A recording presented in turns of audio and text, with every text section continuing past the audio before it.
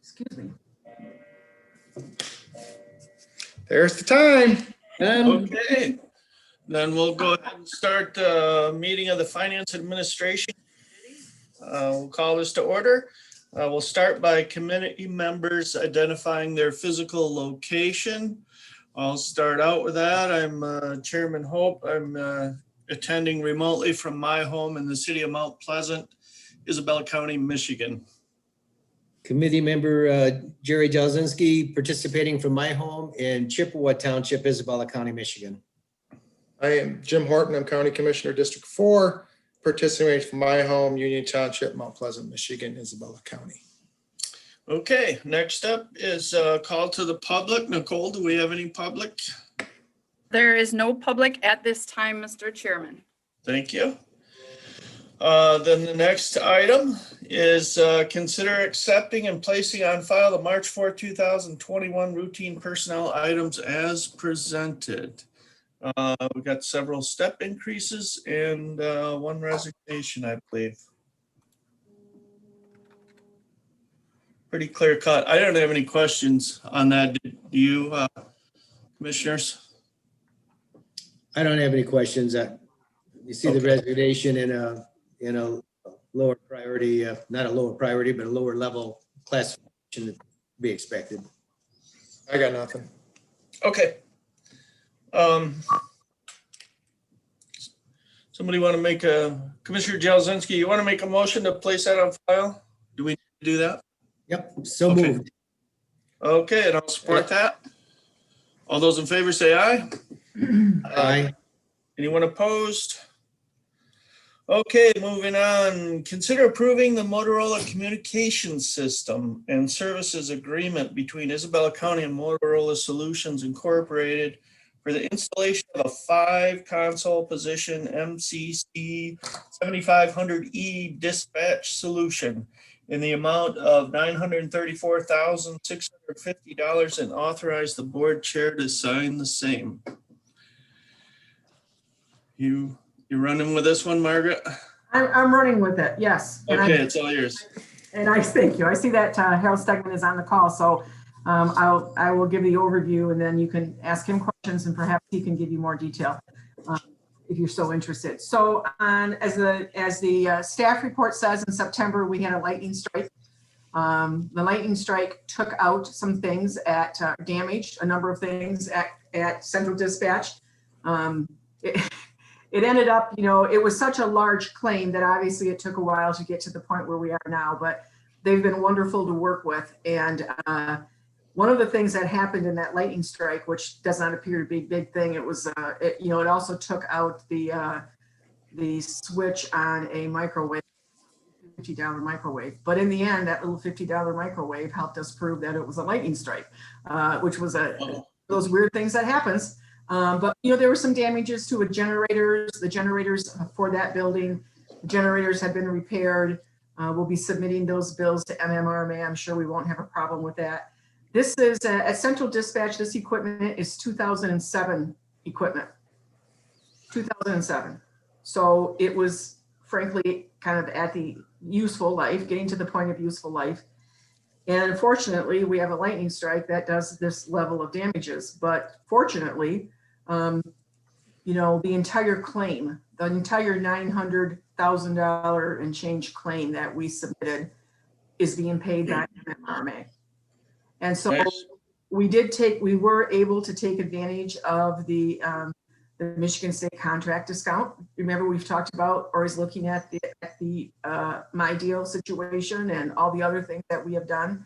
So we are getting the $157,968 discount on the equipment. Of course, this is a life safety issue, so we have worked with MMRMA and with ProCom. Mr. Stegman is on the call to take any particular information. I will tell you that what you have in front of you in the contract, but I have this for you because I thought it would be interesting just to see it. This is the proposal. It's 90 pages long of everything, the algorithms of how it's going to work, all of the equipment, all of the definitions, all the specifications. And we would not be where we are today without the assistance of Harold Stegman for Procom. You know, he talks the language, he understands it. He is the representative for Motorola in our community. So without his assistance, I don't think we would be where we are today. And I just want to recognize him for that. And on a personal, professional level, I will tell you, he and I have had more discussions in the last 2 months, maybe, than we've probably had in the 7 years I've been there, although we've always had a great working relationship. You know, he worked with MMRMA, with our risk management team. He worked with all of the estimators. He was able to do some stuff with Motorola for us. So I'm just so grateful. The contract before you came back with very limited recommendations for changes from our legal. It did go to our legal. Our attorneys wanted them to, Motorola, to hopefully eliminate the section about the county being required to indemnify them. That's against the Constitution. The county cannot do that.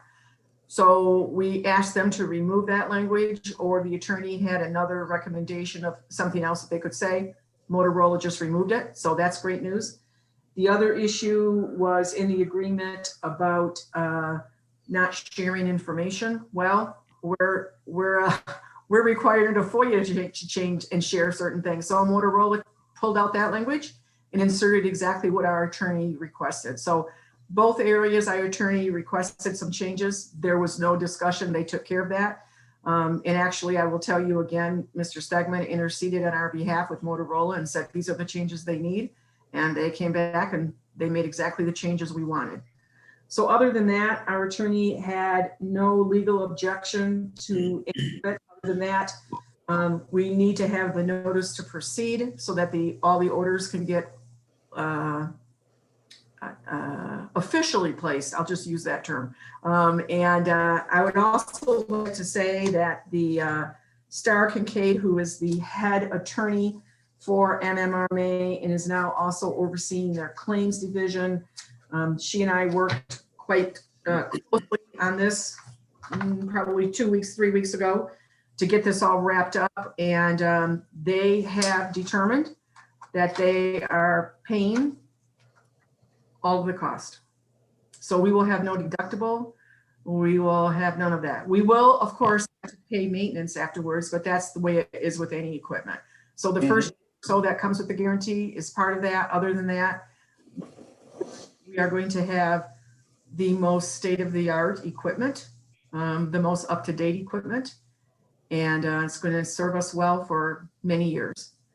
And with that, I might ask Harold to make a couple comments because, as I said, he's kind enough to join us this morning, and I don't want him to think he joined us for no reason. So, Harold, could you make a couple comments to the committee, please? I would appreciate that. And you're muted too, Harold. Yeah, you're muted, Harold. There you go. Mouse wasn't working. Thank you for the nice comments, Margaret, but I would say reciprocal.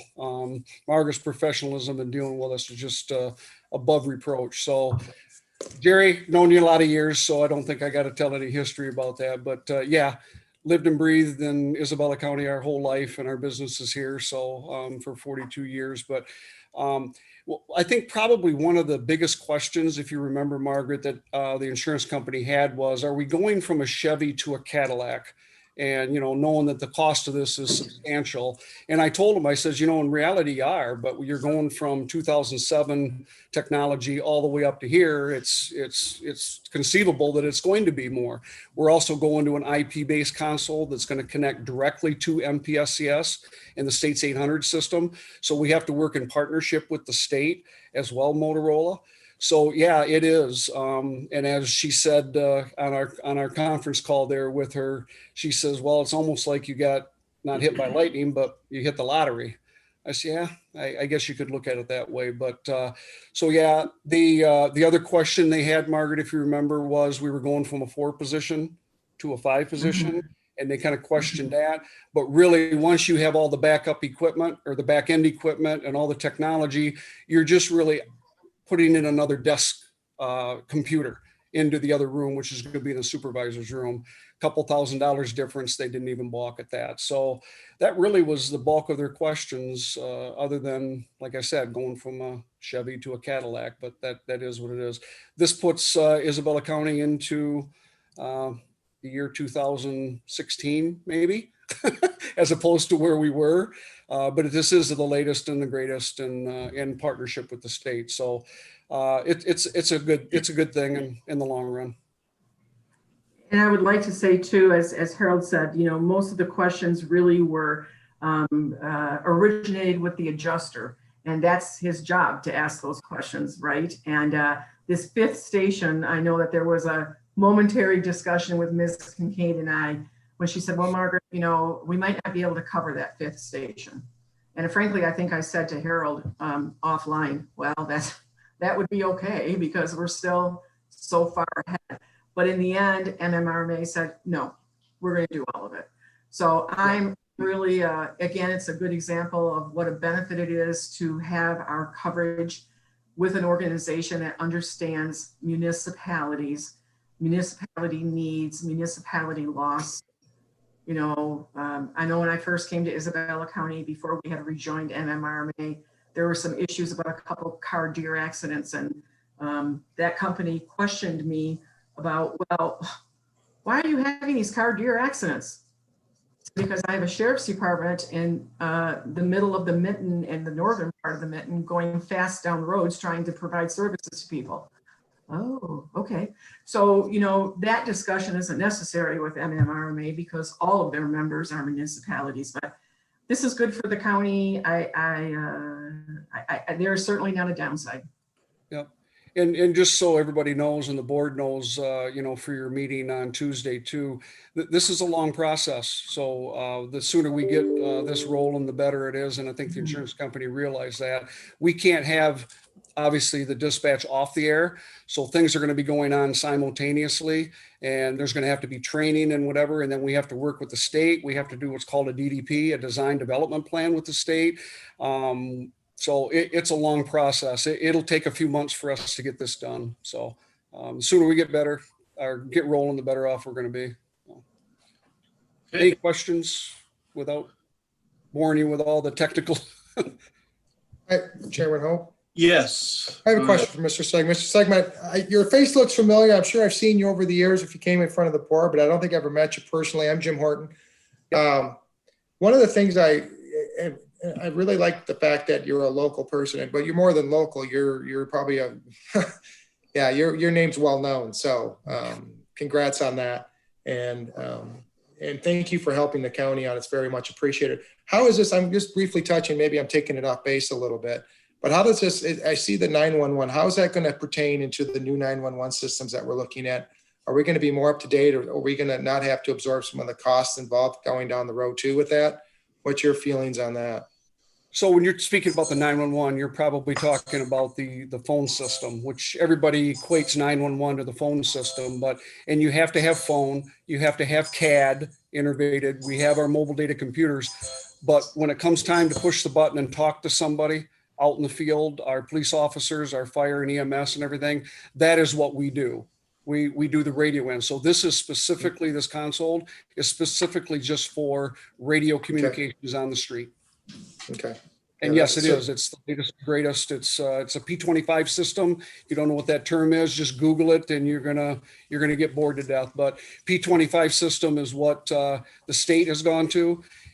Isabella County has in the past has been on an island by itself. If you look at the MPSCS map, you'll see that Isabella County is not fully on 800, but they're slowly getting there. Police is on there, fire's merging to there, and that's what everybody is. Literally, I'm doing a project right now for Charlevoix, Sheboygan, and Emmett County, CCE. It's a 3-county dispatch. And one of the towers we're putting is on Beaver Island, which is in working with CMU. We're going to use their tower. So this is a statewide system all the way into the UP. So yes, to answer your question, latest and greatest, and this is what everybody in the state of Michigan is using, but it is separate from the phone system. Thank you for clearing that up for me. One other question real quick, Margaret, I don't know if you can help me on this, maybe not, or Tobin or Jerry. Is this something that would help with, or has this problem been solved with the mobile units? I think it was Nottawa Township or one of the townships said, or the fire departments had issues. Has this anything to do with that helps out as far as communications involved, or is this a totally separate issue? So the issue with, I'll let him go here in just 1 second because he's the expert, but the issue with Nottawa Township, that was an issue from, gosh, I don't remember how many years ago now. I lose track, 4 or 5 years ago, maybe. That initiated myself and the then chairman meeting with the fire service chiefs on kind of a regular basis, which happens at emergency management and with Mark. And we interceded on behalf of Nottawa Township and got some 800 megahertz radios from them, from the state, which then we kind of gave to them, for lack of a better term. But, I will tell you, when I was here for the interview 7.5 years ago, and I was on a tour with 2 missions Saturday morning, and we walked into Central Dispatch. It was nice to meet all of the staff or whatever, but we went into one of the service rooms, technical services rooms, and I made a comment about, where's the 800 radios? And I was shocked to find out that the county wasn't really on those. But as Harold said, law enforcement has moved to that. Many fire services have moved to that, not all of them. It's a huge lift for small local fire services to do that, but we continue to work with them and see what we can do to assist them and help them. So not every fire service is on 800 megahertz at this point, I do not believe. Harold, do you want to add to that? Yeah, I mean, it's a completely different financial burden for fire departments. When you look at a volunteer fire department, I'll just take Nottawa Sherman or even Shepherd, who has 3 fire halls. You're looking at, instead of a sheriff's department with maybe 12 officers, you're looking at 25 or 30 firemen. So not only have a pager, not only have the fire trucks, but every fireman has a radio too. So to have a $3,000 or $4,000 radio is really a pretty big financial burden. So that's been the struggle. I will tell you that Isabella County only has 1 800 tower in the county. So not every place in the county is covered. It's no different than your cell phone, where AT&T works great for one of you, Verizon works better. So it just depends on where you're at and what service are. Our VHF system that they were used to, that Jerry's probably familiar with, works great in some places. There's other places that it doesn't. Same way with the 800. Most counties, when they go completely 800 for police, fire, and EMS, adds infrastructure. And I'm not just doing that as a sales pitch. We really need to do that in the future. But again, it comes down to money. When you're looking at building a tower, putting another system in or whatever, you're talking $1 million per site. So I think someday we're going to get there with the CARES Act or whatever. We're going to get there like everybody else has. But this system really is where everybody is going to be at eventually. Just a matter of money. If money wasn't a problem, we'd solve everything. Mr. Jelezinski. Thank you for Harold, for your explanation. I've known Harold probably since the 80s when the county parks first went to radios. But I know I have a couple of townships in that voice concerns with 800, that mostly financial concerns in the Shepherd Tri-Township. And they know it's a financial burden. And I think they're making changes to slowly move to that. It's not going to be a quick transition. The only other thing I ever heard about the 800 from those townships was that the signal oftentimes does not work inside of a building. And they were concerned about that because if they're in a burning building and they need to start getting some help, they have to go outside the building to somebody who has an 800 to start that process. Yep. And I think that's something that Trump was concerned about too, inside the. Yeah. And they're starting, and I'm really getting deep in the weeds because I go to so many meetings. It doesn't matter whether it's the police and fire chiefs meetings or whatever, but in your larger cities, they do incident command different than what we do here in the rural. They always have a chief standing next to the fire truck, and that's the NFPA standards now. But to get our other local chiefs, who he's the first one on the scene and he's going in the building and the structure, it's just a different way. And it's coming though, I should say, as the attrition and younger people. And I'm one of the older people now, so making that transition, but they can go to a ground channel that is off system that gives them coverage. But the problem with that is they need to talk to that fire chief that's standing next to his mobile and next to his truck. And that's just a shift in how they do their business. But you're exactly right. Without the infrastructure and more towers, you are going to have signal loss inside of buildings. That's just no different than our cell phones. Yep. Harold, did you say it would take 3 or 4 months to complete this whole process? Is that what I heard, or did I hear you wrong? Based on my experience with other centers, and quite honestly, not only the CCE that we're doing, but Gratiot's equipment's on the ground right now, so we're gonna be doing that. Clinton County is going MPSCS for the first time. They're putting in 3 towers as well as new dispatch in 800. So those are gonna be going on, not just because of COVID, but the state is very, very busy and they're understaffed. So really that's where it isn't going to be Procom that's going to be the holdup. I can guarantee you that. It's going to be dealing with the state and getting Isabella County connected directly into the system. And like I said, their design development plan, they have ATPs that we have to do, which is an acceptance process that they go through, making sure that R56 grounding and everything is correct, which is a good thing for us. We're taking it to the next level of stuff. So yeah, it's going to be a 3 or 4 month process. Okay. But we will not be off the air. 911 cannot be off the air. Right. Process. It'll be side by side. Right. That must be quite a task to get the new equipment in there and take the old out. I know those spaces aren't very large. Yeah, exactly. 911's done a pretty good job, Mark and his team right now, of cleaning up some of that back end room and getting rid of some of the old stuff that they had, whether it be the recorders and the CAD and like that. So the spaces are available, and we're going to, quite honestly, we're going to do some cleanup of some old stuff too. So actually that work's going on right now. Good. In preparation for this. All right. Any other questions? I will move this issue to the work session. And I'll support that. All those in favor say aye. Aye. Anyone opposed? Okay. Harold, thanks for being here. Yep. You've got some nice mounts behind you. I like my office to look like a cabin. So yeah. I And like just it. in closing, thank you for all the nice comments, especially Margaret, and working with you. It is a pleasure. And I tell this to all of our customers. I really believe this business that we're in it's a marathon. It's not a sprint.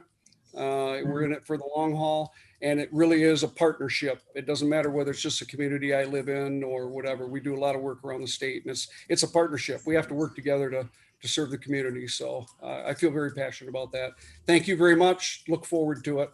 Thank you, sir. Yep. Yeah. Thank you so much. You bet. Okay. Yeah, it's nice to be able to get our equipment updated. Yes. Moving on, the next item is consider approving the addendum to the agreement between Isabella County and MGT of America Consulting LLC for the preparation of the county's fiscal year 2020 cost allocation plan in the amount of $12,000 and authorize the board chair to sign the same. So, Misters, all of the commissioners, we have a 3-year, possibly a 3-year agreement. We signed for the first year, and then we have an option for the second year and third year with MGT. This is a new company for us to do the cost allocation plan, but they are virtually everywhere in Michigan. This is the plan that we utilize and are required to have filed for us to receive money from the state, from the Office of Child Support. So that's a very important thing. Also, we have used the cost allocation plan in other state grants. Notably, probably one of the most significant ones has been with the Michigan Indigent Defense Commission grant. And that was a heavy lifting to make sure, people who were on that commission, most of them had never heard of a cost allocation plan. didn't understand it, didn't understand that it's an outside source, that counties just don't come up with that on their own, et cetera. So, and we also use this to determine the indirect cost rates for our non-general fund departments. So it's a very important document. It is basically a statistical analysis, a financial analysis done every year. And so we are recommending that, you know, we have had the first year of services. We were happy with the services. We were happy with their team. We were happy with the results. At this point, administration would like to recommend that we exercise our option for a second year. I don't want to do the second and third year because if something were to happen and they were to change the team people who were, you know, who were assigned to us, or something else happened and we weren't satisfied, we don't want to be locked into that third year. I'm sure it'll be, but I think it's a good business option for us is just to exercise the second year option. And there's no increase to the cost. We negotiated that contract. They're holding that cost steady for the 3 years. So at this time, we're asking permission, and it would go to the Board of Commissioners, obviously, for that, and then for the chairperson to sign the second year option. Okay. Questions? No. Commissioner Horton, you have anything?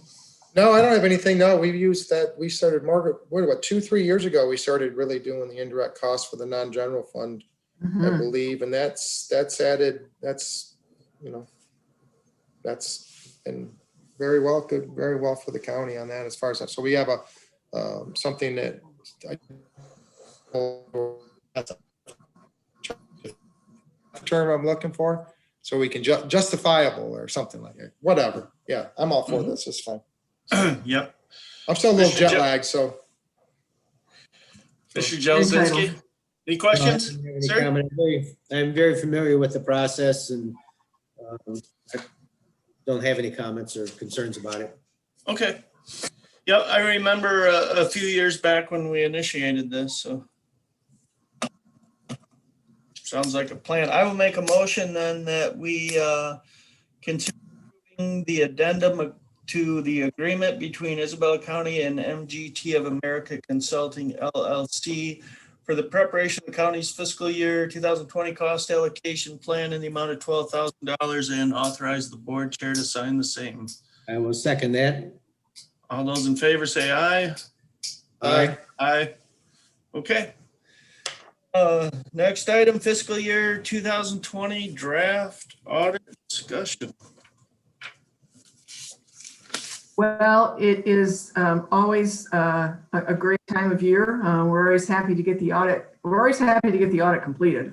It's a yeoman on behalf of pretty much everybody, certainly everybody in the administration office, but certainly Melissa Franquist is the head accountant on this. She's also the head accountant on the budget process, so you see that connection. You know, it's a big effort on behalf of all of the employees in my department and then across the operation. I mean, you know, the interesting thing this year, of course, is it was all done remotely. So we weren't scamping around to try to find space to have 6 auditors. We were just sending them the information. But still, you know, they did a good job. They did a thorough job. They spoke with department heads, elected officials, and anyone else that they wanted to speak to, and that was all arranged for them. So I'd like to defer to Steve Kranovich to give you the draft update. I will say Commissioner Jelzinski and I were talking before Commissioner Hope and Horton got on. What you have in your email, of course, is a huge document because this was the draft. And so the final copy was delivered to us late Wednesday afternoon, this past Wednesday, which was too late to get that out to you. It's a bound both sides of the paper. So today, we will be sending overnight to all of your addresses. You'll get them tomorrow, the bound copy, which will be half the thickness of what is in your email for today's meeting. Plus, we're going to be sending you on a different subject, the book with the information that we're going to be presenting Tuesday for the financial management trends and forecasting discussion. So you'll get that document tomorrow too. So I just wanted you to know you'll have something both from the audit that's a little more user-friendly tomorrow, and also you'll have that document. So with that, I'd like to turn this over to Steve, if I may.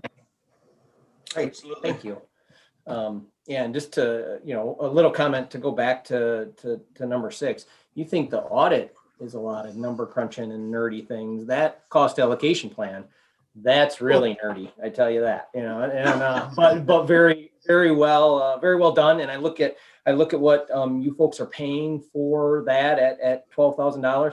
I mean, I think Margaret's worked on that, or Nicole, or one of the, somebody's worked on that. I mean, because I see that a lot where that's substantially more at other counties. So I think you guys have had great representation on that to keep your fee low on that. And like Commissioner Horton said, it's a great tool, but you're getting a very reasonable price there too. So that for what it's worth, that's just my comment. Good to know. To go to the audit, I will share the draft. I know you all have the staff report, but we'll pull up the draft so you can see this. But and then we'll just kind of briefly go through the staff report, and then I'll show you a couple pages to the audit. Because like Margaret said, yeah, I mean it's big, and in the new one, where the bound final will be big. I mean, the audit itself is, pushing 200 pages, and the single audit's another 20 or 30 pages, and there's that board communication letter that's another 10 pages. So, you're pushing 220, 230 as far as pages and stuff, but I'll only take you to a couple of them. Excuse me, Steve. I'm sorry to interrupt, but I just want to make it clear to the commissioners that Doug Dieter from Raymond will be attending the meeting on Tuesday afternoon, the work session, to present you the audit. So the audit firm person will be in the Zoom meeting on Tuesday to present you the audit. So that will be, Steve's going to give you some information up front here, but I just want you to know the auditor themselves will be in that meeting on Tuesday. Thank you, Steve. Yeah. So I'll try not to steal too much, of his thunder, but as the staff report says, the audit is needed to be finalized and transmitted to Treasury within 6 months of your year end, which obviously will be March 31st, will be that 6 month deadline. But your audit also gets transmitted to the GFOA for the certificate and so forth. So that's kind of that process is as we wrap this up and get it done by that March 30 deadline as a requirement for the state of Michigan and for all those other funding sources. And as it shows, and I'll just skip forward a few pages, but I know Doug will cover this when he goes through things, but and obviously this will be on letterhead, but similar opinion to what you've seen. It's a good, clean, unmodified opinion. So, basically saying that everything is in accordance with generally accepted accounting principles. So that's a positive. As Margaret said, this draft that you have was pre-finalization. I know we spent quite a bit of time going through it, and I think there were some final tweaks to it, but I believe everything, all the changes that we had are in this draft. So this is virtually identical to what you will see on Tuesday, as far as the final bound report and so forth. So that is pretty consistent. Looking forward to the general fund, because I know that's always, something again that Doug will cover, but I just to touch on this is fund balance for the general fund. Getting there. Sorry. Here we go. So fund balance for the general fund, as the staff report says, on page 29 here is total fund balance, just shy of $9 million. So as you can see there, that $8,979,000. And for the total, and then looking forward to the revenue and expenditure report, that you can see kind of how things changed in this year. We were pretty close. I've got to shrink everybody down so I can see this on my full screen so I can be able to talk. But looking at revenues and expenditures for, keying on the general fund, like we always talk about, if we scroll to the bottom, and Margaret shared a little bit of this information prior to, I think last week or 2 weeks ago, the utilization of fund balance, substantially less than what we had initially budgeted. As you can see there, that $11,022 usage of fund balance. And as the staff report said, the final amended budget was, $1,350,000 is what we had planned to, to use. So, looking at that, we're better, by $1.3 million, and right there that we had, planned to use 1.3 and we only used $11,000. So as the staff report says, I mean, that's a 0.123% usage of fund balance. And so, we had budgeted to use, about 15% of fund balance and only use 0.123%. So that's, in my mind, that's fantastic. And kind of the reason for that, is we had about $600,000 more in revenue than we had budgeted. And we had about $675,000 less of expenditures than we had budgeted. So, kind of a two-pronged positive there is $600,000 more in revenue and $670,000 less in expenditures to give us that, $1.3 million difference from what we had initially budgeted to what we actually used of fund balance. So looking at that, as the staff report says, I mean, slight, very slight usage of fund balance this year, and that coupled with last year's, addition of almost 300,000. I mean, I look at all the things that have happened over these last 2 years, and to have two, very positive years, looking at the audit report is a very good thing, in my mind. And then as far as the financials, or as far as the other information, as the staff report talks about, there were a couple comments that Raymond noted. Well, first, I guess, is there any other questions on the financials and then I'll pull up the actual comments so we can at least see them and chat about them briefly. I don't know if there's any comments on the financial statements. Chairman Hope, I have a couple for Steve, if I could. Absolutely. Two questions, and I know if you can give me a quick overview, as Margaret likes to say, the 35,000 foot level in regards to the 600 and the 675. My recollection is we went to 1.3. We were doing a lot of that with the salaries and wages that accounted for a lot of the adjustments right towards the end of everything. So that got made up in the 600 more in revenue. Exactly where did that 600 break down at roughly? Yep. How did that come in? Great question. I'll try to show you at least some totals, Commissioner. And so if we look here, again, I got to minimize you guys so I can see it.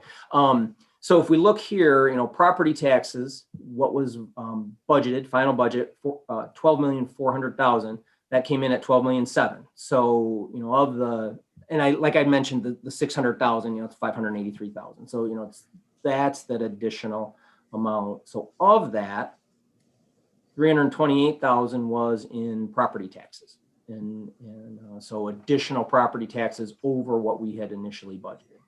Is that property taxes relationship to the turbines? Is that property taxes in relationship to non-turbine property taxes? I would say because, and I guess maybe either Melissa or Nicole would have to correct me on this. I don't, of the new turbine revenues and so forth, I don't think there were any in that project. I think there were some existing projects that had turbine revenue. So I think that's just, standard increase. So the northern wind turbine revenue, if there was any, it may not, if there was not very much, and it would not, if it was reflected, it was not a high dollar amount, is what you're saying. Okay. Yes. Very good. That's good to know. Yeah. That's real good. So Steve, I got were you done, Commissioner Horton? Well, just on and now the expenditures, less the expenditures, is that going to be something you're going to touch on later then? Yep, Okay. and I can tell you, I can tell you that too. And also as the other ones, I mean, like I said, about half of the 600 was there. We also had additional, revenues here for intergovernmental. I think some of those CARES dollars are showing up in there.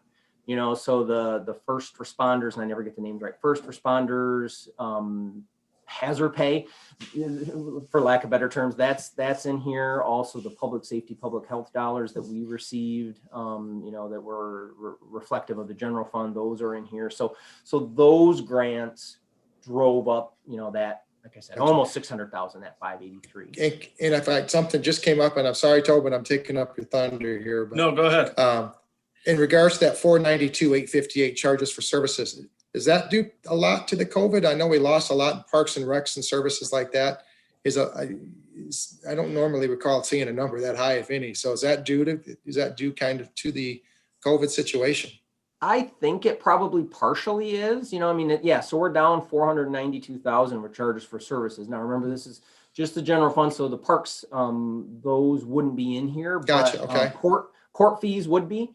And I think that would be a big chunk of that to say, obviously the courts would be able to, or Melissa would probably be able to tell us, a little bit better on that. But I would say that is, for so long, everything was shut down. We had no, fees and fines and all that type of thing being collected at the courts, and then anything else, marriage licenses and death certificates. And well, that's hopefully, and I don't have the other numbers in front of me. And, but if that's a one-time situation going forward, you're looking at not a unicorn as far as that goes, but that's an anomaly. That's the word, anomaly.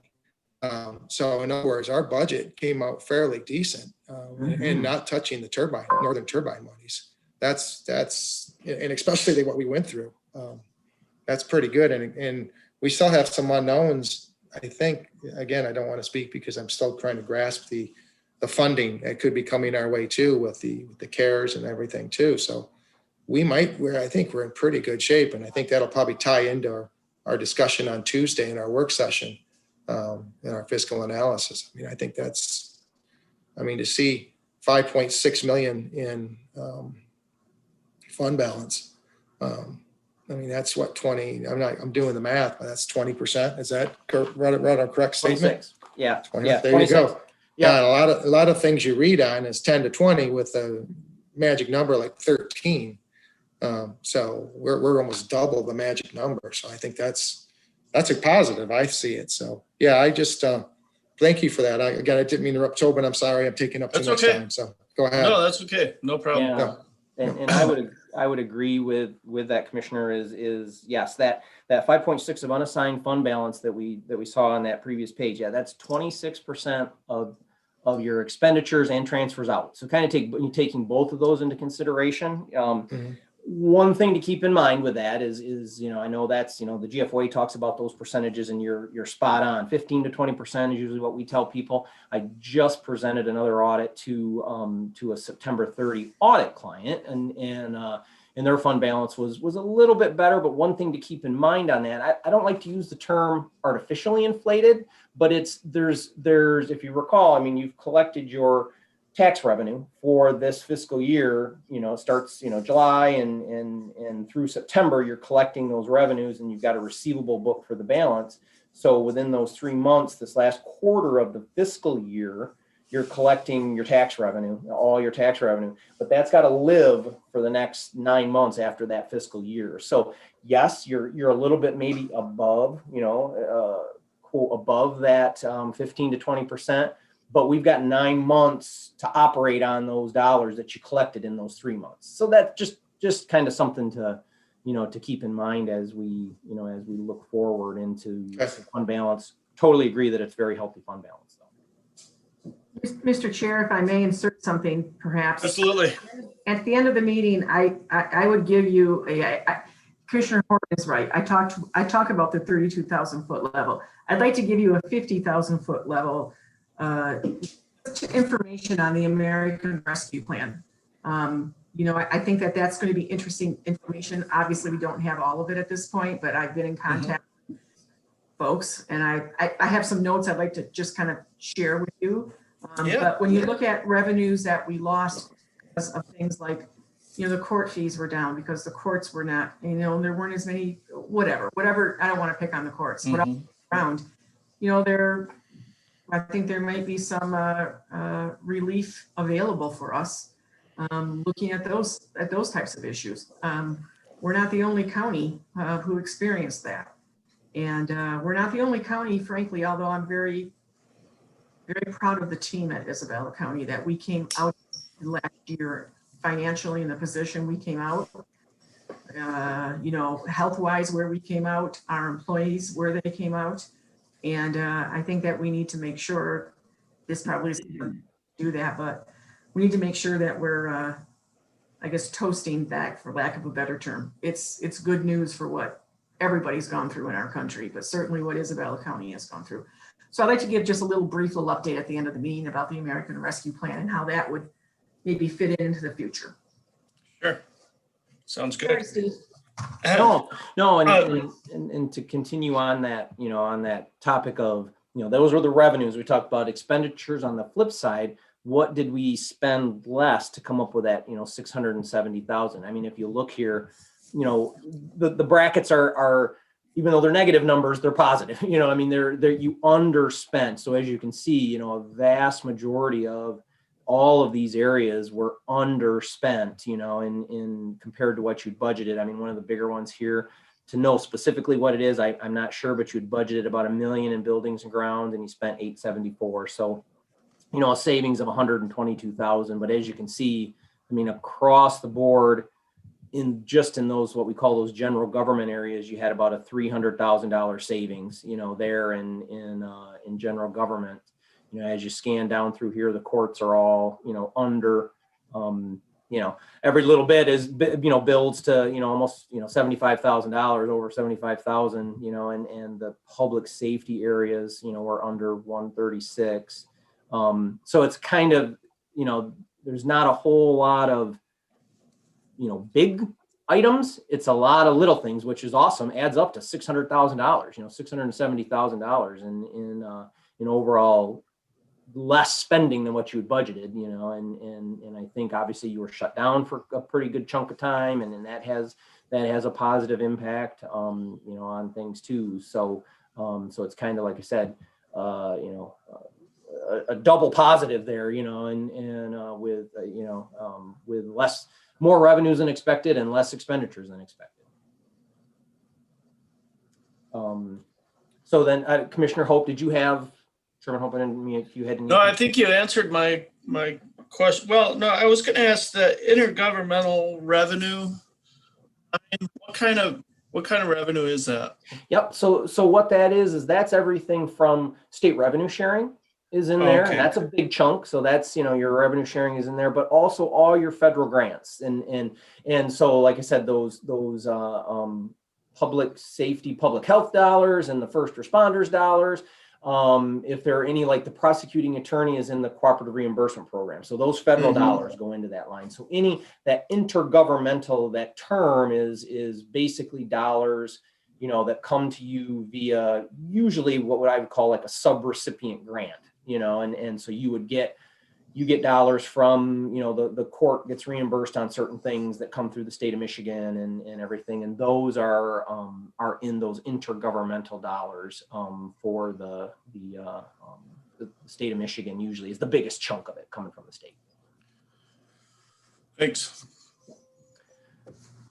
So as far as the financials, that was all I wanted to really kind of touch on there. And I don't know, I will stop sharing and then, share this. Okay. And I don't know, I don't know if Doug will talk about that or, the auditor will talk about this at all. But, like Margaret said, there were a couple, what I would call, or what they call other matters that are detailed in here. So they're not, so when you go through this process, I use these terms and bear with me, but the worst kind of finding is called a material weakness. The next one is called a significant deficiency. Those are items that are, kind of bubble to the top and that are more of a concern. And they potentially could affect, the federal grants and everything like that. We had no findings related to the federal programs. So, so they tested, probably the biggest program that they tested were a lot of those dollars that came from the Corona relief funds, those CRF funding you've probably heard. It was like $1.2 million came from those federal grants. So that was the program, the main, what we call the major program that they would have tested for this year. We had no findings, related to those federal programs. So, no material weaknesses, no significant deficiencies. And then basically then they have some suggestions, as part of that process. They had a couple suggestions and that are detailed in here. And again, I won't go through them in too much. Whoops. Sure. Sorry about that. I'll scroll back up. So there's 3 items that they had mentioned in here. Bank accounts, which is a repeat item that you've seen in the past. It's basically there's a account at the district court that the treasurer is not a signer on, and so there just needs to be some resolution on that to, in my opinion, get the treasurer as a signer on that account. But that's I think between the treasurer and the court, and then the second one is related to credit card purchases. And I think the next thing on the agenda is a modification to the credit card policy. As the auditors, what they do is they come in and test and sample and do all kinds of review and analysis. One of the things that the administrative controller's office has in place, again, I'm kind of touching on it. I'll touch on it in the credit card thing too. So I'm just kind of talking about that ahead of time, but is a sign out sheet for general credit cards that the administrative controller's office has. If somebody needs a credit card, they come down, they request it, they draw, they get it, they sign it out, and then they sign it back in when they bring it. When the credit card policy was written, the administrative controller's office was the only office that had those. Now there are a few other ones, I think, that do. I think there's 4 other offices that have that. Some are using, some aren't using a sign out sheet. Their recommendation here from the auditors is consistency across all departments that have these general use credit cards. And that's what we're bringing. As you can see, the next thing on the list is we're bringing that policy modification to you to fix that, and it's pretty straightforward. They didn't find any issues or any inappropriate charges or anything like that. It's just more of a systemic thing that they would recommend that we have consistency across. So that's the credit card one. And then capital assets, you had a couple, obviously with the beginning of the bond project, we haven't got the bonds yet and so forth, but we had incurred some cost with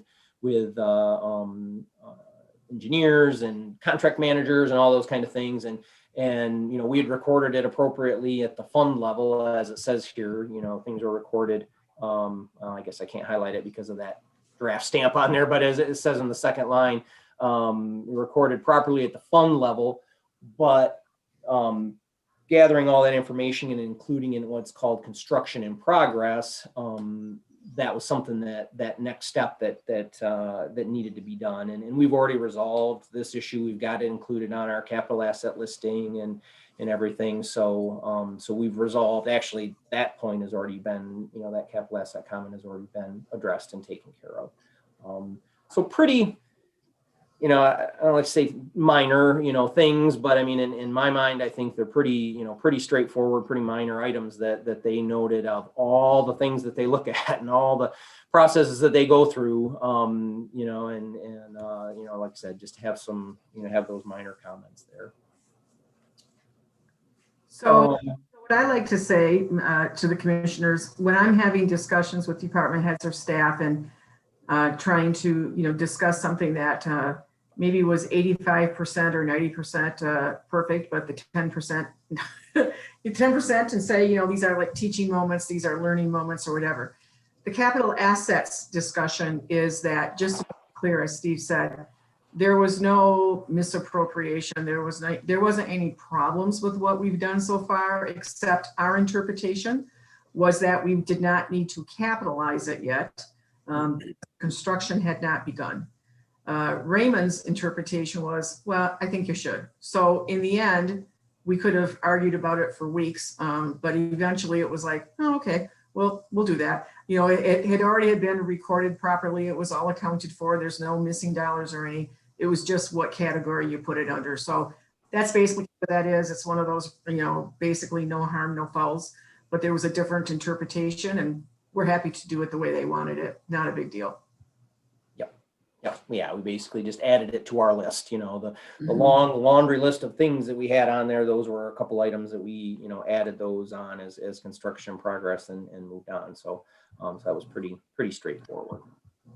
So that was really all I wanted to cover on the financials. I mean, really, again, back to the staff report. I mean, the bottom line is hopefully the acceptance will happen at the commissioners, for the commissioners to accept the audit and place it on file. And really the alternatives, is not a good alternative, but if you don't accept the report and place it on file, there's a lot of the things that those are negative impacts where, the audit can't be transmitted to Treasury. It can't be transmitted to GFOA, the funding sources and those kind of things. So really it's only if you don't accept it and place it on file, there's those negative things would transpire, but and which would have that financial impact. That's part of, as Margaret's talked about it before, the excuse me, the transparency requirements are you have to post it on your website and all that type of thing. There's annual disclosures that we have to do for bonding and that type of thing. So they have to have it for the debts and everything that are out there. So, kind of keep all those things up to snuff, so to speak. Those things need to be done and filed. So, so that's the recommendation from, from the staffing report, is that you consider accepting and placing on file the report. And like Margaret said, the auditor will be here on the 16th to present it and provide his report. Sounds good, Steve. Thank you. Great, thank you. Any questions for Steve? Yeah, Jerry. I don't have a question for Steve. I was just going to comment. I'm very pleased with the audit results.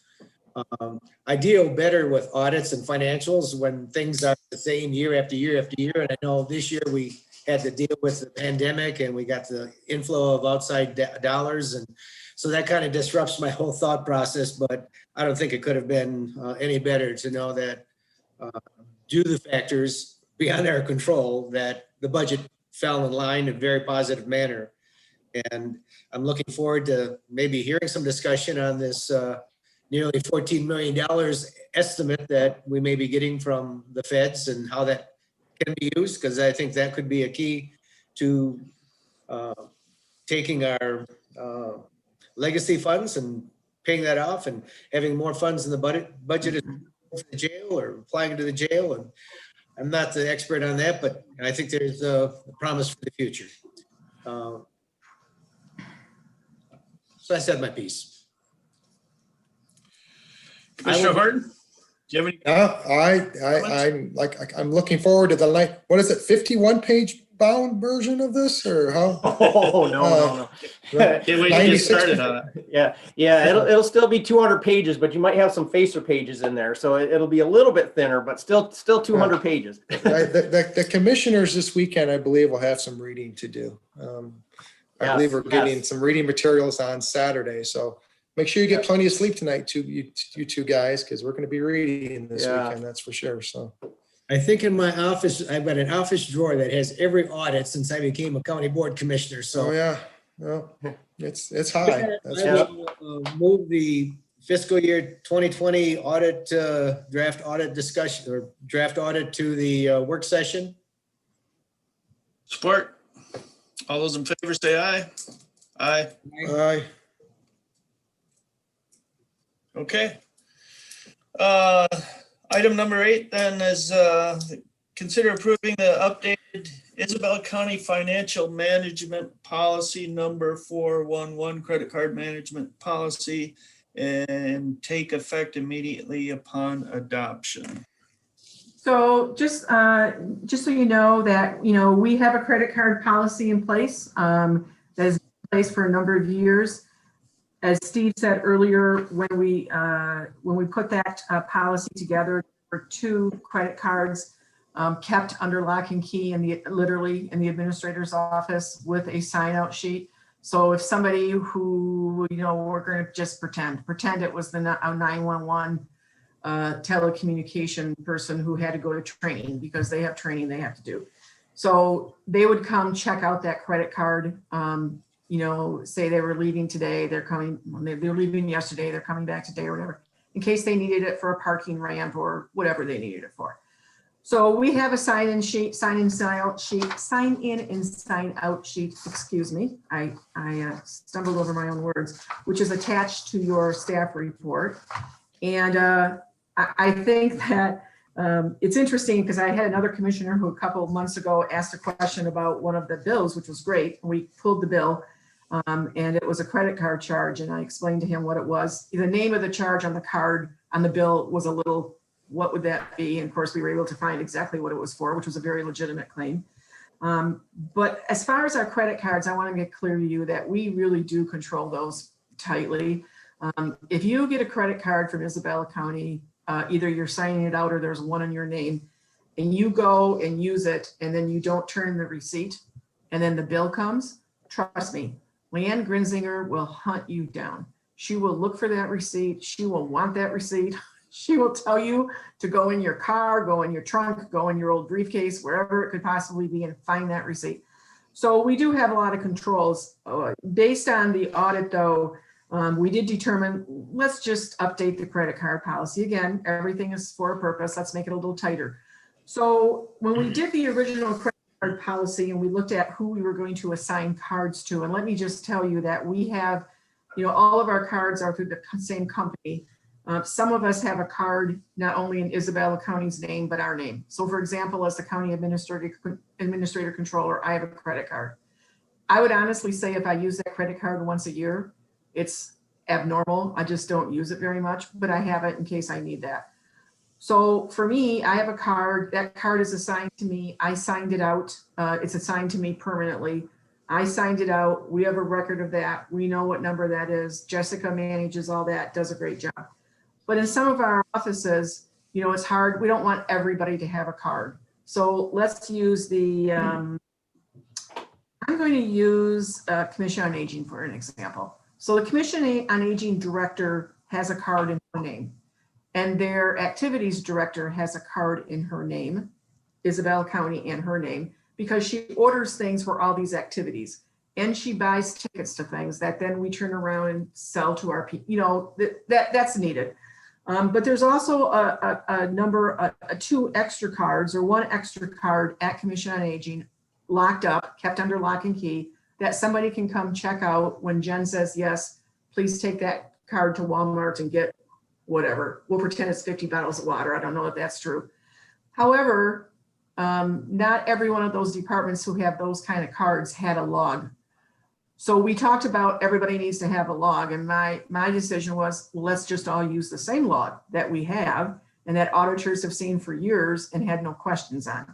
So basically the update to the credit card policy is to make it clear that if other departments have one of these department-wide cards that the department head is allowing, or the elected official, to have an employee utilize on behalf of that department, they need to maintain the log that's attached to the policy, the same log we use in the administrator's office. So we're still going to have those cards in our office if people need to take it to go someplace, to go to training or whatever, to fill up the county car, if they take the county card with gas or whatever, that we're still going to have those two extra cards. But we are very conscientious about managing cards and making sure they are well controlled. And we have had no abuse of the cards, no issues of the cards, no problems with the cards. So I wanted to just let you know that the comment in the audit really had to do about signing in and signing out logs in other departments that had these cards that they were assigning to people. So we're just all going to use the same log. I think it makes more sense that way. It's concise, it's across the system, and everybody's following the same thing. So that's really the update to the policy. Makes perfect sense. Yes, sir. Just a couple questions on that. One, do the various cards, do they have different amounts that they're able to charge to the account? If they're different numbers? Yes, some do, some don't. Yes, and they have different, they're obviously all different numbers. So it's not, everybody doesn't have, it's not like a family that has one credit card account, but there's 4 numbers. They're all separate credit numbers. Okay, and again, just thinking out loud here, I don't know of a better system out there.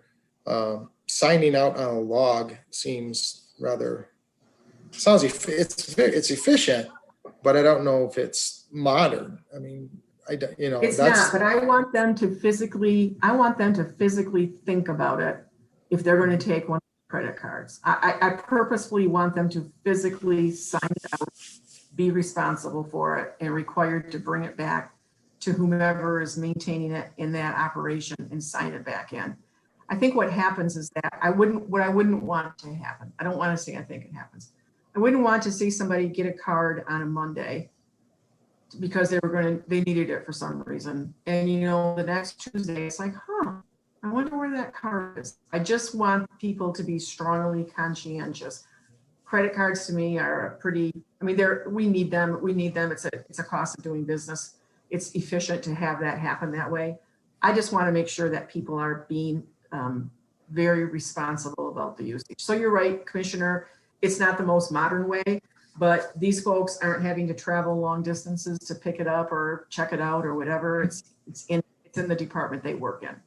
Oh, I agree. I mean, like I said, I'm not thinking of a better way. I don't know if anybody's out there. It just, it's an accountable way. And like you had mentioned, there's some alternatives why you're doing that, or alternative reasons why you're doing that. I guess my only other concern would be, again, you mentioned it, which is a good thing, that we've not had any issues of not with our employees using it for the incorrect reasons. But in today's day and age, it's so easy to get numbers and security codes, and that's not happened. So that's a good thing. So, okay, that's all I've got. Okay. Thank you. Anything else? Okay, I'll move then we move this item to Tuesday night's work session. I will support that. All those in favor say aye. Aye. Bye. Which brings us down to invoice list discussion. I did have a chance to look these over. I didn't see anything unusual. Either of you gentlemen? No, I didn't peruse them that heavily, but I didn't see anything that stood out. But I guess hold on one second. There was one question, and it was I think it's fairly obvious. It looks like the sheriff's department had because it was later in the contract, they had like a catch-up version. Is that what it was? The difference in the two contracts then molded in? Is that correct? That's kind of what I read on that. The sheriff's, because they had two charges to the correct. I can look it up. Hold on one second. I'm trying to do this modern. I got like one computer screen here, and I got them split on each half. I haven't messed it up yet. It's probably not going to mess it up. Let's see here. Nope, that's not the next one. I'm going to mess this up. I know it. Here. Nope. I want this one. Let's see. Oh, crap. I could have sworn. WellPath. There we go. On the March 5th. March 5th, yeah, WellPath. Yeah. October, March, new medical services contract difference. I'm assuming that's like a catch-up. Whoops, pull the earplug out. I'm assuming that's like a catch-up. Is that a correct statement? Just I'm making. Yes. I know it did go up a little bit in value for the cost. What they adjusted it a little bit, like 4,000 or 5,000. So Yes. I'd have to do the math. 1, 2, 3, 4, 7. So roughly about 40 something, not quite 4,500. Okay, that's what it looked like. I just wanted to make sure. So. Okay. Yeah. I don't have any questions about anything on those two reports. I did notice that there's a boiler replacement for the jail. Can we use that in the new facility?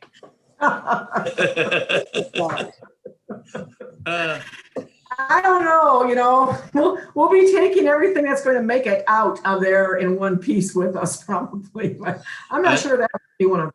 I noticed that too. It is a shame to have to put a new boiler in there, but if you have to, you have to. Hopefully it has some resale value. Yeah. No, the new Probably place, will. speaking from a guy, again, thank you for mentioning that. Speaking from a person who has a boiler in one of that's not a boiler. It's not going to be a boiler in the new jail system. And there's going to be all HVAC and everything, or they still need a boiler. I mean, I'm not mechanically sound, as we know. I often share the fact that my dad was a machine repairman and understood everything. Didn't get those genes, sorry. So we're not going with a boiler system in the new jail, I would think, or is I don't that? think so. I don't think so. Let's hope that's hot water, so, but, Yeah, I don't think so, but back to Commissioner Jablonski's comment, we've already talked offline. I believe the sheriff and I have talked about this. I don't know, the sheriff and I talk about it every day, so maybe I just think we talked about this, but I'm sure we have. There's some things that we're not going to be taking to the new building, and we will be selling them when it comes time to go. So a boiler that maybe is 3 years old might have some resale value to us, Commissioner Jablonski. We're not going to just, we won't just plow it under for sure. So, I mean, there are some things that are going to be able to be resold, and we'll see. Well, my comment wasn't, and I'm not mechanically inclined either. Me either. Maniacally inclined, and that's why I made this statement, just to yeah. chain a little bit. I don't know that anybody on this screen is very mechanically inclined. Maybe Tobin is, but I no. A little bit. My mechanical inclination is to pick up my cell phone and call somebody who knows what they're talking about. My trade is pretty low tech. Not if you came to my house, it wouldn't be, trust me. Okay, call to the public. Nicole, do we have any public yet? There is no public at this time, Mr. Chairman. Okay, Mr. Chairman, can I give a brief update to the American Rescue Plan information real quick? absolutely. Okay. Commissioner Horton, I'm sorry, did you have your hand up and I? Yeah, I'll just wait after Chairman Hope. I'd like to just add something at the end of this too, if that's okay, but go ahead, Margaret. Yeah. Okay, so I just want to say that, this, the American Rescue Plan, the details are we don't have all the details, so try not to hold me to any of this, but kind of an overview. It is a monumental investment in local government, and it's an unusual investment in county government. Frankly, that doesn't always happen for us. And you know that, sometimes when they talk about local governments, stuff goes to the city, stuff goes to the townships, funding doesn't come to counties. So it's a monumental investment for all of local government. We need more guidance. There's not a lot of guidance at this point. So again, we don't know everything. I do know that there's from what I have read, and you've read the same stuff, I'm sure, from MAC and NACO. What I'm talking about right now is a conference call that I had yesterday that MAC hosted with county administrators and controllers. So there were tons of us on that call. But we do need more guidance. But there are provisions for revenue loss due to COVID, property tax loss due to COVID, and other things. So when we were looking at that audit, and we lost part of the other part is fees. So how much money did we lose in fees last year from the courts, from marriages, from register of deeds, from whatever? It's appearing that there may be funds available for us to utilize some of those funds for loss of revenue, including things like property taxes and fees. So I think that, again, on Tuesday, we don't want to necessarily imply that we have all the information. These are preliminary things, but it's looking hopeful. The other issue is that these funds are going to be distributed, half of them in the next 60 days, and then the other half not earlier than 12 months from then. And we would have until 2024 to actually expend the funds. So if we receive those funds, we may be able to set them aside and see what happens with property taxes this year, maybe next year. I mean, I think that there is more leeway built into this law than some other laws in the past. I think, whoever in the House and the Senate were working out the deals, obviously there were some people who understood how local government works, which is helpful. I will tell you one thing, not a dime can be spent on any pension funds. So we cannot take any of this money and pay off any pension funds. However, if this money could be utilized to pay for other things, it could free up other local dollars for other purposes. They're not going to be things that you can spend this money on. These are all discussions for down the road. We don't want to have too many of these discussions at this point because we don't know the guidance. Obviously, there are going to be reporting requirements. Nobody's going to give us money without reporting requirements, and there should be. So that'll be fine moving forward. We were talking yesterday about best practices, programs, guidance, reporting, all these things. The $13 million is not going to all be able to be held by the county in our general fund. Some of that $13 million are intended to be spent on other things besides county government. So when you see County of Isabella is getting $13 million, don't think that's all going to plop into our general fund for spending stuff only for county purposes. So there's going to be some responsibilities for other things. And as we move forward, we'll be talking about that a little bit. So the cities and the townships are getting their own allocation. And I can remember having a discussion with Nicole just the other day before all this really got through the House and the Senate and got signed by the president. I said to her, oh, this thing in the NACO packet from last week that says $13 million in Isabella County can't really mean that. I think that that's going to be misleading. And we're going to have to take the cities and the township shares out of that. No, that is not accurate. That was clarified yesterday. The $13 million probably will be coming to Isabella County. It's just not going to all be used for Isabella County government expenses. The state will, the question came up yesterday in this call with the other administrator controllers. Do we think the state will withhold revenue sharing if we get these funds? Well, I don't know. The state has financial issues too.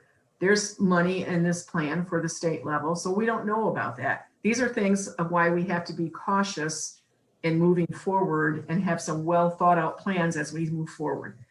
The direct distribution to the county, as we talked about, they're talking now that 50% will be within the 60 days, the other 50% sooner than 1 year. I think the thing to remember, this is a huge investment in county government. It really is a huge investment. Capital projects improvements are one of the items that appears to be authorized. What does that mean? Well, it depends on what you read, but I will tell you, there's discussions about to make necessary investments in water, sewer, and broadband infrastructure. So the county does not have a sewer program.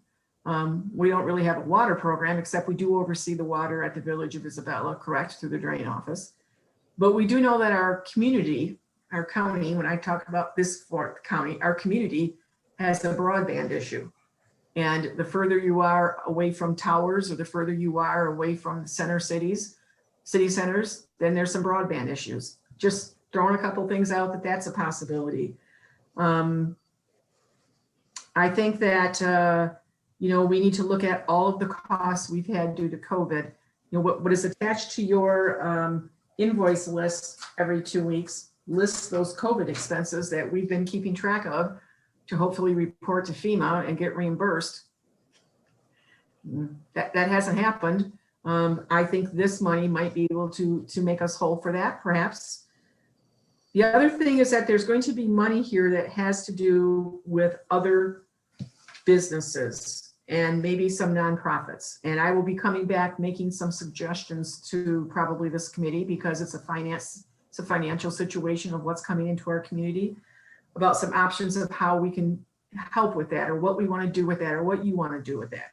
Not anything for decisions today, certainly not part of the discussion this early on. But I think it's important to know that, of that $65 billion in direct federal aid to counties across the nation, 13 million of it is coming to Isabella County. We're just going to have to spend it on what we're required to spend it on. And we don't have to decide that today, tomorrow, or next week. We can take that first 50% fund if we want to, put it into committed, restricted, whatever we want to refer to it, whatever Steve tells us to refer to it as, in our financials. And part of it is to respond to the public health emergency with respect to COVID. So many counties across the country, many counties in Michigan, the health department is a county department. It's not for us because we belong to a region, but many counties have their own health department. So again, how are we going to, or are we going to consider spending any of those funds on the public health emergency? That's an issue. What about the negative economic impacts, including assistance to households, small businesses, nonprofits that's been impacted? What about, that's been impacted for tourism, travel, hospitality. As you can see, there are things this money can be spent on that are not what county government does. But county government's going to be responsible for the reporting of those funds and the managing of those funds.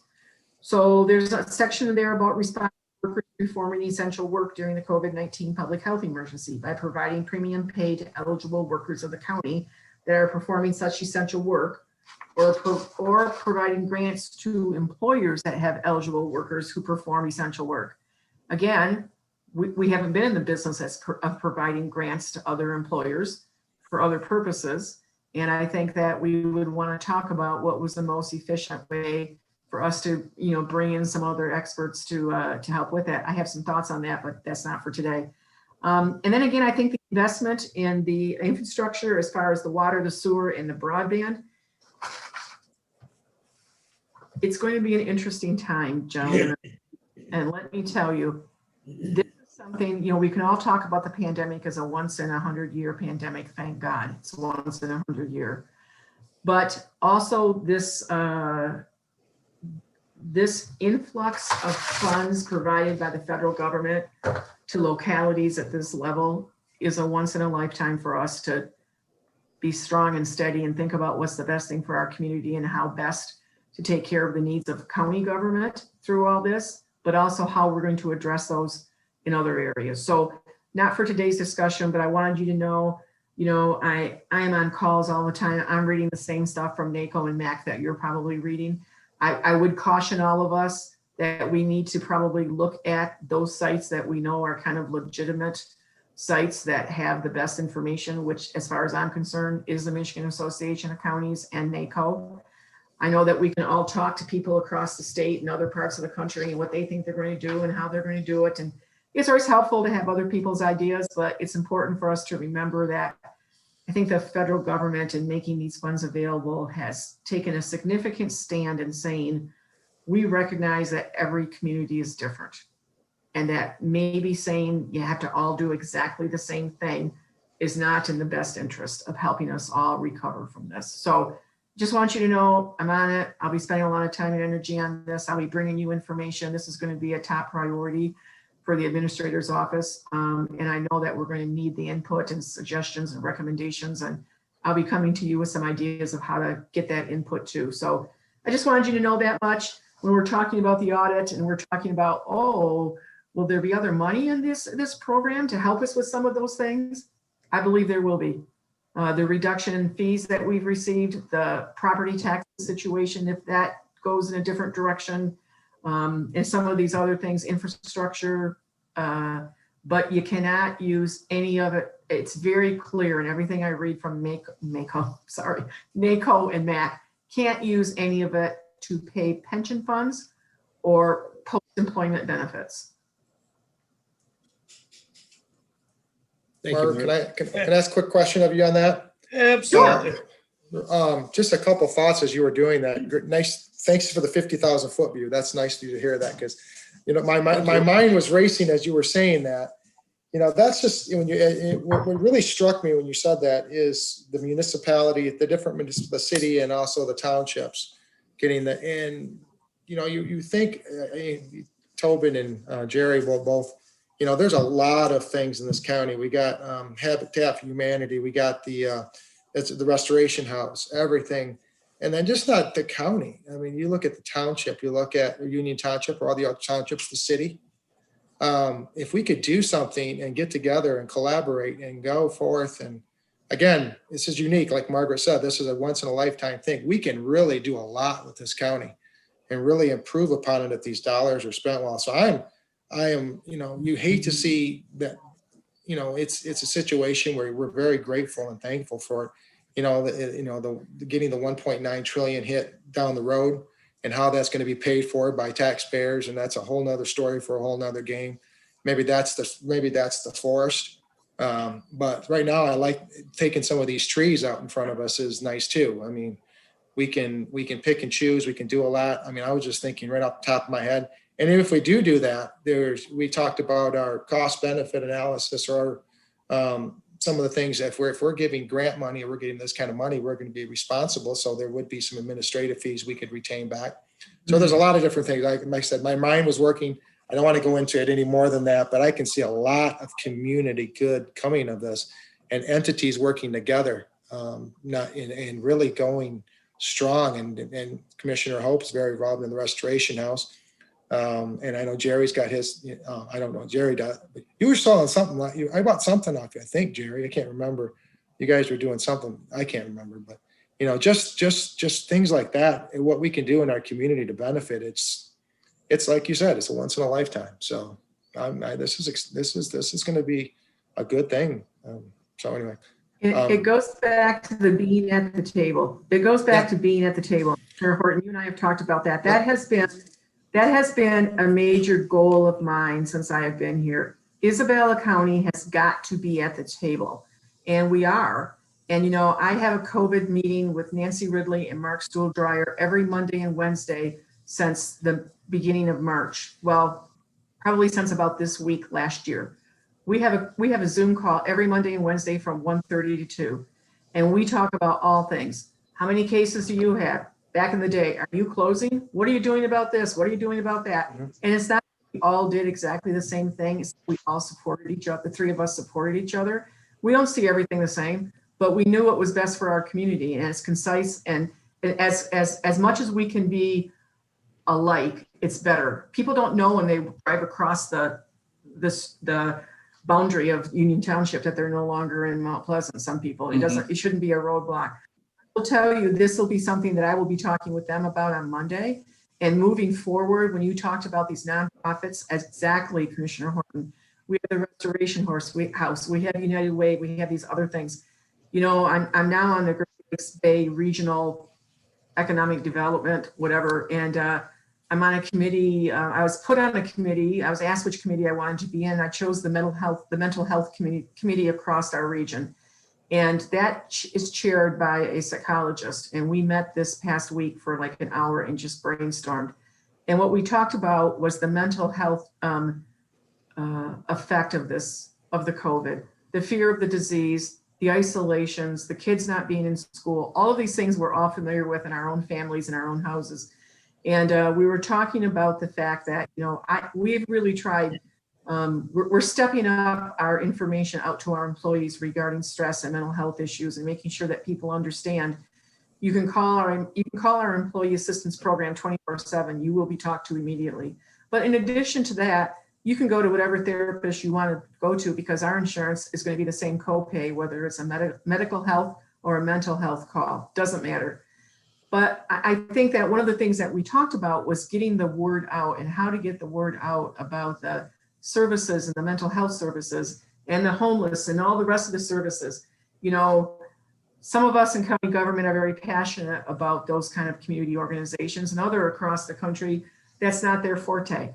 But we have the possibility of exactly what you said, Commissioner Horton, getting together a small group of folks to work together on this. And I will be coming forward with that and making a recommendation of that soon. I'm sorry, Commissioner Jalzewski. I didn't really see your hand up till I started talking, but I'm kind of excited about all this, so I apologize.